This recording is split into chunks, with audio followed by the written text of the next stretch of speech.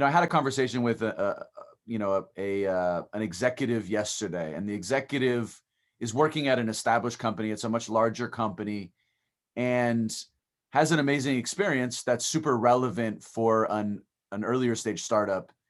And the executive is like excited about it, but there's obviously like a different scenario, right? Because a larger company pays higher salaries, have more benefits and all these things. And in your case, you were working, you were the co-CEO of Groupon when we met, and you ended up deciding to take a pretty massive pay cut on your salary and join this little itty bitty PropTech at the time. And so talk about why you did that, and maybe reflect a little bit on kind of your journey into a smaller startup and then scaling that. Sure. So first of all, thanks for the invitation.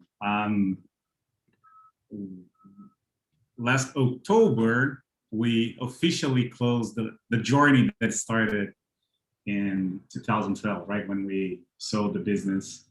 So it's good to remain actively participating and contributing and sharing with you, especially now that you are not only investing but contributing to the whole ecosystem. So happy to be able to participate in that. So no, we appreciate your advice and experience.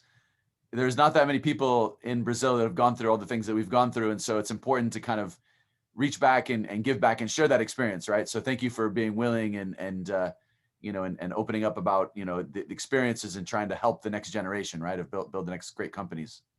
Yeah, and if we recall, 2012 was a completely different ecosystem, right? So back in the day, when was Kazakh established? Like 2011 or 12? Yeah. I mean, we were one of their first investments. I mean, they were just starting the fund, so like, yeah, they at the time it was basically like Monashis and maybe Estella and a handful of other funds, but they were all pretty small and early in their cycle.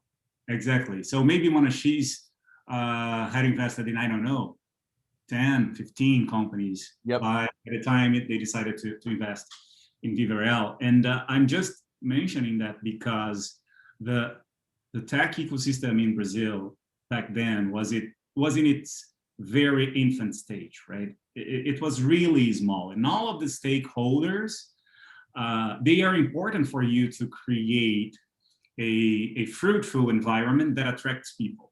And in my case, I didn't have a lot of references, right? I had worked at Bain Company. Then I was studying abroad, was pursuing my MBA, and then I came back to Brazil. And the reason why I decided to join the entrepreneurial ecosystem is mostly because I had lived in the United States, and there it was really cool. That I really got excited by the multiple opportunities that were being presented to me there in the United States. So when I moved back to Brazil in 2011, I really wanted to do that. But to tell you the truth, there was not a lot of incentives for me to do that, right? It was a very, very small ecosystem. Of course, it paid off, right? In retrospect, when we look back, of course, it was great. But my friends were not working in startups. My college friends, my friends from the Brazilian friends whom I met in the United States were not working at startups either. I really didn't have lots of connections. So it was a big bet. But the main reason why I decided to pursue that route was mostly because I was trying to find something that I liked, right? That I had some personal fulfillment on my day-to-day job. Of course, everything else matters, right? Of course, building something great matters, and those things, they contribute. But compensation was not the main driver. Building financial wealth was not the main driver. it was really trying to find my happiness, right? What was something that would help me find daily satisfaction. That's basically was the main thing, because everything else that I had done before was not fulfilling to my personal aspirations. So that was the main thing. But then, of course, serendipity happens, right? And then everything connected at the same time. I had a few connections with Monashis. You were looking for potential executives to join Viva Real. It was right after Viva Real had proven its model in the city of São Paulo and needed someone to help expanding the business across the country. So everything matched at the right time. So,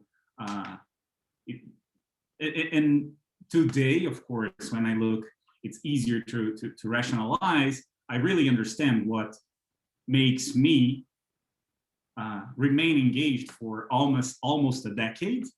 But for sure, the number one reason is that this environment, it definitely helped me find kind of this purpose, this daily doses of happiness and satisfaction that is much more relevant and much more important than specific milestones like, oh, a funding round, an inorganic move, an acquisition, a merger, an exit. Of course, those are important, but they are just celebratory moments of everything that really worked consistently during a very long period of time, right?